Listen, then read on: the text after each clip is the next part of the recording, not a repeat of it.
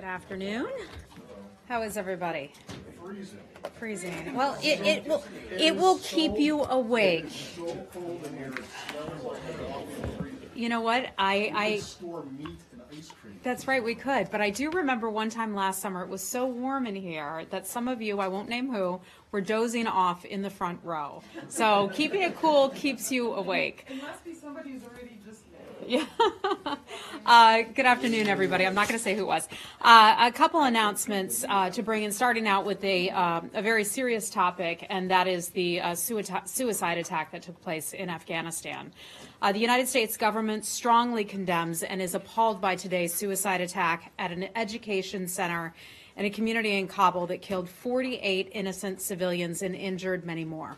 We send our deepest condolences to the families of those who were affected and their friends, and wish for a speedy recovery for those who were wounded. The horrific attack is a clear effort to foment sectarian violence and hold back the Afghan people's hopes for a future of peace and security. It reminds us once again the importance of reaching a peaceful solution to the conflict in Afghanistan. The United States continues to stand with the government of Afghanistan and the people of Afghanistan, and will continue to support their efforts to achieve peace and security in their country. Next, I'd like to mention something related to Iran, and I know many of you have watched this with great interest, the continued human rights abuses in that country. We are closely monitoring reports of numerous human rights defenders and members of minority groups, such as the Ghanabadi dervishes, who are unlawfully or arbitrarily incarcerated in Iranian regime prisons.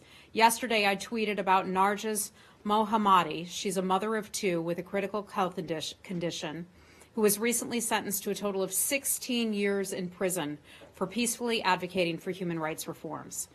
Today, we are especially concerned about a prominent human rights lawyer named Nassim Sotoudeh, who has been detained in Tehran's Evin prison since June 2018, and who is facing national security charges for legally representing an Iranian woman who was charged for removing her headscarf in public. The Iranian regime jails people for peacefully exercising their rights and then jails people who are asked to defend them. These daily human rights violations and arbitrary arrests are simply unacceptable. We call on our partners around the world to join us in urging the Iranian regime to stop persecuting its people for exercising their human rights and their fundamental freedoms. And last, I'd like to address something that has taken place recently in Cambodia. And as many of you are aware, and we've discussed here, their recent elections, which the State Department has characterized as flawed and neither free nor fair. As previewed in the White House's July 29th statement on Cambodia's election, we are expanding the visa restrictions initiated on December 6, 2017, on individuals involved in the undermining of democracy in Cambodia. The expanded entry restrictions may apply to individuals both within and outside the Cambodian government who are responsible for the most notable anti-democratic actions taken in the run-up to the flawed July 29th election. In certain circumstances, their immediate family members will also be subject to restrictions. We reiterate our call for the Cambodian government to take tangible actions to promote national reconciliation by allowing independent media and civil society organizations to fulfill their vital roles unhindered, and immediately release Kem Sokha and other political prisoners, and ending the ban on political opposition. With that, I'd be happy to take your questions. Oh, but I do have one more announcement. I'd like to say happy birthday to Elise Lavitt from CNN. Happy birthday, Elise. She's off, as she should be today. Okay. Yes. Happy birthday to Elise, indeed. Just on Cambodia real quick. Yes. Will you say you're expanding the visa restrictions? Expanding from how many to how many? I don't have the numbers before me on that, but they're reviewed obviously on a case-by-case basis. How do we know then they're actually being expanded? They're being expanded in, well, because the Secretary has a broad authority under the Immigration and Naturalization Act to restrict the visas of those who want to come into the United States that would have potentially serious adverse foreign policy consequences. And so the laws are confidential, as you well know, the visa laws are. So we're not going to be able to release a list of those who will fall under this. Okay, I'm not asking for a list, Yeah. but I mean, what does it mean to expand them? If you can't say with a number that you started with and now the number that they're going to be, I mean, I don't know how you can say you're expanding them. Well, we are expanding that. I will see if our consular people can Does get it you include additional a new information on that. Category of people Pardon me? now? Does it include a new category of official? It's a way that we can review who is coming in and applying for visas and provide and make a determination as to who can come into the United States and who cannot. I know, but this is the problem with these kinds of things. Yeah. It happens with Nicaragua, it happens, you say that you're doing this, and then we the public, and the Cambodians themselves have no idea what actually this means. If we don't know, it's expanding the scope of the category of people who who will be excluded or will be denied visas, or is it just a number? Matt, I will From see what 3 to additional 9 I or will to see what 12? additional information I can get you if we can provide you numbers on that. On Turkey, you may have seen today that the guy who was the honorary chairman of Amnesty International, who had been in jail there, was released today. Right, and I believe we've provided statements about that case in the past, certainly. Yeah, and but I'm sure you've seen that a judge denied Pastor Brunson's appeal. I have. And I'm also sure that you have seen the tariff announcement from the Turkish government. So I'm just wondering what you have to say about all three of those. Okay, let's start first with Pastor Brunson. Of course, we are very aware of the decision on the part of the court in Turkey. We're certainly disappointed by that announcement. We would like Pastor Brunson to be brought home to the United States. We have said for far too long that Pastor Brunson has been held for far too long, and we look forward to Pastor Brunson coming home. We'd like that to happen very soon. Okay. And the other two? Sure, go right ahead. The second one was what again? Well, I mean, the Amnesty International and the tariffs. Yeah, well, I mean, we're certainly. And then on Brunson, or on the tariffs, which I guess your White House colleague made a point to separate, saying that the U.S. tariffs that were imposed did not have anything to do with the Brunson case, but that the sanctions on the two officials to justice or the. Yeah, so in terms of the Amnesty International person, we're certainly pleased that he has been released. We have put out statements in the past on his case, and for that matter, the case of many others. We've seen as the Turkish government has detained people, many of them journalists, activists, members of civil society, accusing them or putting them in prison on what many would regard as trumped-up charges. So we're pleased that that they made that announcement today. In terms of Turkey and tariffs and our overall relationship with Turkey, I'm not going to characterize the extent of our relationship with Turkey. I mean, there's clearly work that is left to be done. The diplomacy continues. I anticipate that we will be talking with the Turkish government at some point in the future about the case of Pastor Brunson and the case of other Americans. Are you aware of anything scheduled or anything ongoing? No, we have nothing scheduled, no meetings or calls or anything of that sort to announce. Leslie, go right ahead. So is the administration, or do you know, given what happened today with Pastor Brunson, given the tariffs, is the administration considering any retaliation? Leslie, you know, we don't get ahead of sanctions. We don't forecast sanctions. I don't know personally what is going to happen in the future, but those are things that are always, as a general matter, things that the U.S. government is able to deploy.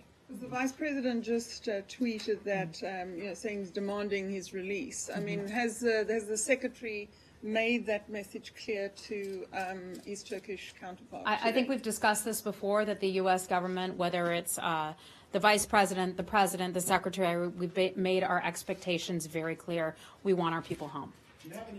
I'm sure. Sorry, just now the White House said that the U.S. is prepared to bring sanctions against Turkey until Brunson is free. Okay, I've not seen that, so I'm not going to comment on that. Well, I mean, I'm just telling you so that I can ask the questions. Mm-hmm. But given that that has been sort of the policy so far, along with diplomacy, it's obvious it's not working. So why continue down that path? And is there something else that you feel the State Department can do or work on to change the course? Well, look, I think what we do here is we talk with other countries, and that is something that the State Department just simply does. So we will continue our diplomatic approach, and you would characterize it as it's not working.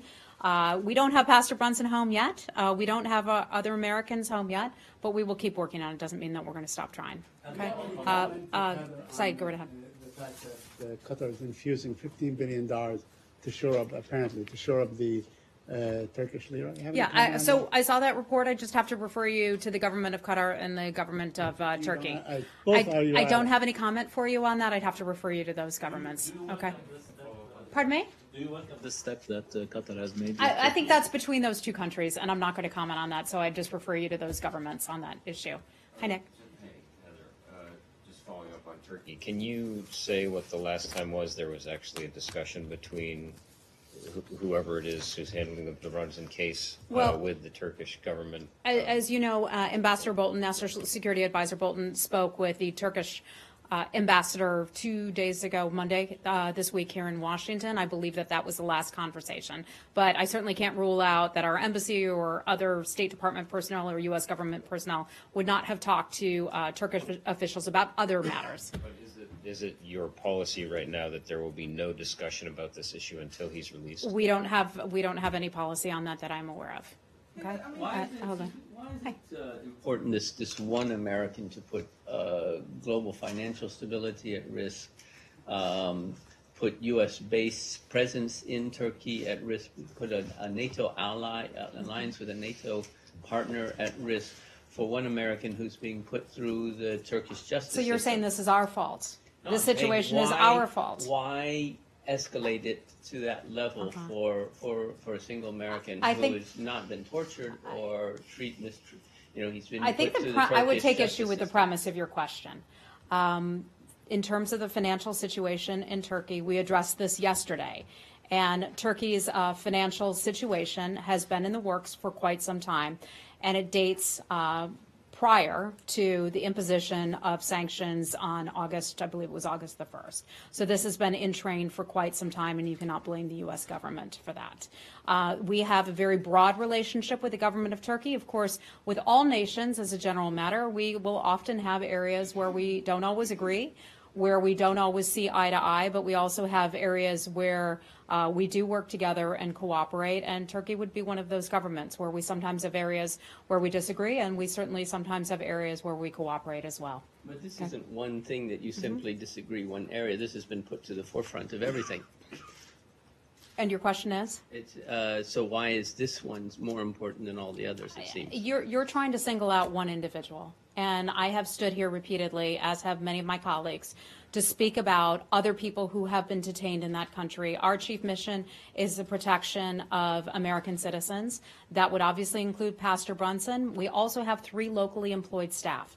I spoke about them just yesterday and was very clear with all of you that that is a major concern of ours. There's also a NASA scientist who has been detained by the Turkish government. That is important to us as well, and you've heard that come out of the State Department. You've heard that come out of the White House and from our other colleagues as well. Okay, Lori, go ahead. Secretary Pompeo spoke with the KRG and Iraqi prime ministers yesterday, and I saw your readout on that. Was there a particular reason now for his call and the presumed concern that would have prompted the call? No, we have those calls, as just a matter of diplomacy, have those calls regularly with other governments and other officials, and I think it was just a matter of checking in. Okay. On Turkey and Russia, the Russian foreign minister was just in Turkey to prepare for a summit on Syria that's going to take place in Turkey in September and which will include France and Germany. Are you invited to that summit? And if not, what's your view of the meeting? Is it replacing Geneva? No, nothing is replacing Geneva, and I think this is another example and another reason for us to reaffirm our commitment to the Geneva process. We see the Geneva process, the UN-led process, is the only viable way forward for a long-term political solution in Syria. I can tell you that the Secretary met earlier today with Staffan de Mistura, who's running that Geneva process. A readout is in train right now. I hope to have that to all of you within short order, but that just goes back to our commitment to Geneva and many other countries that have committed to the Geneva process. Russia, in fact, was one of them that had committed to the Geneva process. So we stand firmly behind that and the work of Staffan de Mistura and the United Nations in that. Will you be at the summit in Turkey in September? Well, who? So will the United States be attending this summit? I am not aware of any participation in that. If that changes, I will certainly let you know. Hi, Michelle. The Geneva process is frozen and nobody is talking about it. There is no meetings, there is nothing. And what's the... I'm talking about it. And there are a lot of other countries, including the United States, that have backed the Geneva process and continue to back the Geneva process. The reality is that that is the only viable solution going forward. You have these sidebar meetings, things like Astana and other things, okay, but the best one, the best way forward that the United States believes in, that the United Nations and many other countries believe in, is the Geneva process. Perhaps that process needs to be goosed again, but I think you'll be hearing in the coming days that that is something that we are doubling down our efforts in supporting that process going forward. Hey, Abby. Hey, staying in that area, there was a UN report that came out this week saying that around 20,000 to 30,000 ISIS fighters still remain in Iraq and Syria. Is that an assessment that the U.S. shares? And if so, what do you see as the timeline in the U.S. staying in Syria, considering... Okay, so you know we never talk about timelines. Those things are all conditions-based, and we certainly have a lot of work that is left to be done in Syria. Our role and mission in Syria is in dealing with ISIS. We remain committed to that. We have a lot of U.S. service members who are working very hard there, along with our diplomats and our folks on the ground from the State Department, who are helping out in Syria as well. So we anticipate, we will certainly be there and continue to support efforts there. In terms of your question about the number of ISIS fighters, I've seen various numbers. I think those numbers are hard to really pin down those numbers because of the complex nature of Syria and the difficulty that people would have in actually counting things, getting good information from the ground. So I don't have a U.S. government estimate to provide for you. Perhaps another department or agency has additional figures that they could provide, but I can't verify those numbers. The estimates that we've seen vary a lot. I have one follow-up on Sure. that. One of the things that the president said in April is that he thought the coalition was close to retaking 100% of the territory that had been held by ISIS. So if there's 20,000 to 30,000 ISIS fighters that still remain in Iraq and Syria, where is it that, what is the U.S. doing to prevent them from leaving the area? And is there concern, considering what's happening in Turkey right now, that they may be going across the border into other countries? I haven't seen any reports about Turkey, and a lot of this would be best addressed by the Department of Defense. So I don't want to get into their lane and would really hesitate doing that. But in the past, I can speak generally about how there have been pockets of ISIS fighters in very difficult areas. You remember how long it took, we talked about this last summer, how long it took to get ISIS fighters out of Mosul and liberate Mosul, especially West Mosul and the western part of that city from ISIS. This is tough work. We have consistently said that we know that this is going to take quite some time. We know that this process is not going to be easy. You have some successes, and then sometimes things backtrack, and then you have successes again. So I think it just goes to show that this is a long fight. We continue to be committed to this fight, and we're not backing down from that. ISIS needs to be defeated, and the U.S. government will stand firmly by that. Okay. Hi, Cindy. I know we touched on this yesterday about the risk of economic fallout from the worsening Turkey dispute. Are there conversations going on to try to mitigate sort of the risk of market contagion? I think that would be for another department to address that. But I'll go back and say this one more time. The financial situation in Turkey had been in train, in process, prior to the imposition of sanctions on the part of the United States government. Okay? Hey, hi. Just to follow up on your statement at the top of the briefing, in addition to the attack that you mentioned, there was a Taliban siege started over the weekend on Ghazni, and there's been a lot of violence in the last week or so. We're coming up now on a year of the president's launch of the South Asia strategy. Is it time to maybe reevaluate that strategy? No, it's not. I think what we're seeing here is there are some factions, some elements of the Taliban that clearly are not on board with peace. Others do want to have peace negotiations and peace discussions. Those who don't support peace, I think we are seeing them act out at this time. And that does not dissuade us from our commitment to Afghanistan or our commitment to the overall Afghan-led, Afghan-owned peace process. We've seen approximately 3 attacks take place, in I think just as many days. 2 attacks on military outposts and the attack that I just mentioned at the top of the briefing today on the education center. They're appalling. They are appalling attacks, but we remain firmly committed to working with the government of Afghanistan for an Afghan-led, Afghan-owned peace process. The Afghan people deserve better. We had seen some glimmers of hope in the past with ceasefires that have been successful, granted for a relatively short period of time, but that is something that President Ghani has supported, and he says that they will, continue to try to pursue peace, and we firmly support him in that effort. And let me just add that we want to offer our deepest condolences to the Afghan people for what they've experienced over the last several days. Okay. Yeah. Okay. Go right ahead. Have you seen any sustained interest from you said, some factions of the Taliban, but Well, I think that's what we're seeing. I mean, it's just evident what's going on. in peace talks with the United States? No. It is evident that some are not supportive of peace because we see some attacks taking place. But is the inverse then true? Is there sustained interest by factions in talking to the United States? Have there been renewed talks? I have no information for you on that. I can only tell you that in our past conversations with President Ghani and the government of Afghanistan, that we continue to support their peace efforts. Hi, Saeed. Sure. On Israel, on Israel, increasingly the Israeli authorities are interrogating American scholars. Peter Beinart being one, Reza Aslan being another. Last week was a woman named Zimmerman. A month before, scholars from Columbia and so on. I wonder if you have anything to say about the holding, apparently without a reason, of these American scholars. I mean, to say nothing of what they do with the Palestinian Americans. Yeah. So, Saeed, this is something that we talk about time and time again, how much the United States values the freedom of expression. And that includes the freedom of expression from those that we don't always agree with. Some of you, some days, for example. We don't always agree on issues and policies and debates, and we can have disagreements. But that is something that we continue to support. As you bring up American citizens, we take our obligation and our duty to assist U.S. citizens extremely seriously.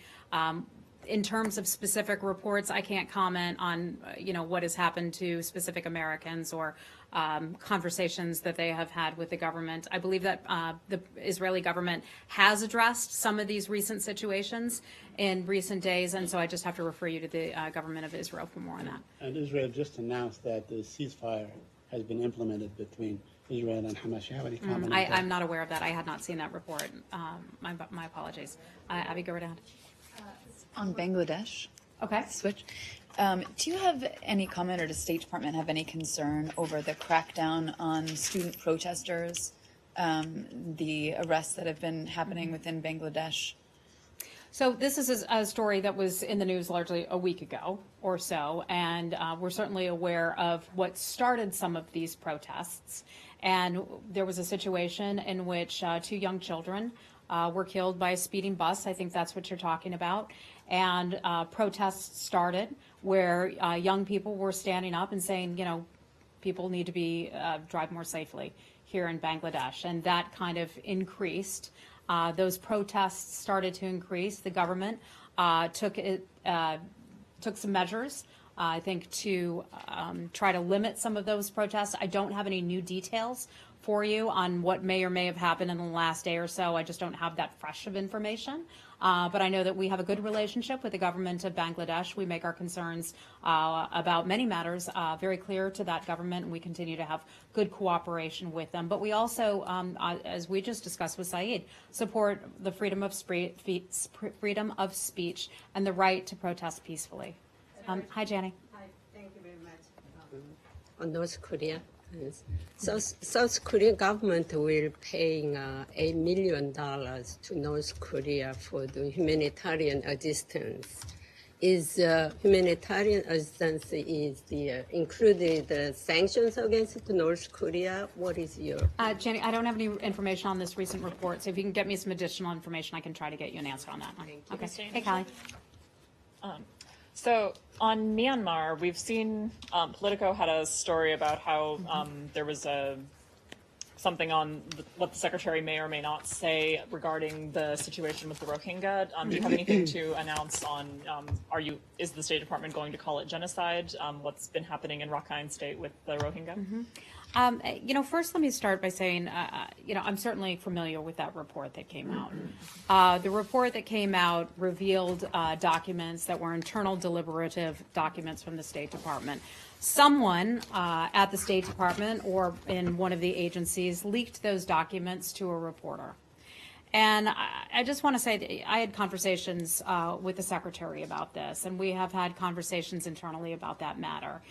And it's a real disappointment, I want to say, when colleagues, professionals leak deliberative documents. And you know why? Because it harms our ability to make decisions, to have free conversations among our colleagues about certain issues in the news, certain things that we need to make very important decisions about. In addition, when documents like that leak, it can also lead to people being injured in the field. And I don't just mean Americans, but I mean people on the ground. And so that remains a very serious and real concern of ours. And some folks out there may not think that that is a big deal. But when governments know that we're having a deliberative process about how to label something, what to call something, that can cause other countries, and I say this as a general matter, to act out and do certain things that we wouldn't want them to do. So I want to highlight while we're here the seriousness of leaking documents and the grave concern that we have, the State Department has, over when those kinds of things happen. As for any decision, the Secretary, to my awareness, has not made any particular decision yet, but if and when he does, we'll certainly let you know and make that public. Okay? Are you trying to say that the American people do not have a right or a reason to expect to know the deliberative process of their own government, the people who they pay to act in their names? The deliberative process is something that is supposed to be maintained discreetly and handled here within the confines of the State Department and not to be shared with a group of reporters or the general public. That is the deliberative process. Now, the final product, absolutely, absolutely. But people should have the right in here at the State Department, whether it's the top person or whether it's one of the most junior people, to have conversations and to be able to have debates about decisions that individuals want to make and our policy decisions here. That's understandable, but the deliberative process of the U.S. government is news, okay? It's news when it leaks, and it is a concern of this department when people make the decision to leak documents. Every single administration, as long as leaks have existed, which go back a long time, has always complained about leaks. And you know what? You know why that's a concern, Matt? Matt, you know why that's a concern? Because it limits our ability to have internal conversations. You don't work here. I do. I've seen it. I've seen it firsthand. It also can hurt, listen to me, it can also hurt people who are in the field. These things have real life implications, and sometimes, I love working with you all, but sometimes reporters fail to understand just how sensitive and serious these things can be. I've been doing this a long time. Yeah. You point to me one line or anything in that story that you're talking about that endangers someone in the field. Go ahead. You and I can talk about this offline. I would be happy to. You brought it up publicly and said the publication of this endangers people's lives. Yeah, on the it can. ground. I said it can. I want to know. It certainly can. And you know what? I'm not going to say any more about that because it can.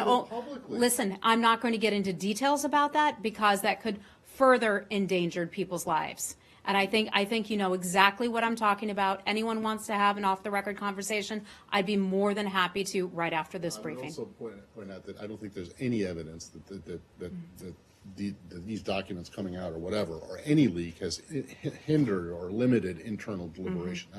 You like to say that, but I don't think that's true. That's your opinion. And once you work for the government, I think you would recognize and realize just how important those conversations are. And I'm going to have to wrap it up in just a minute. Go ahead.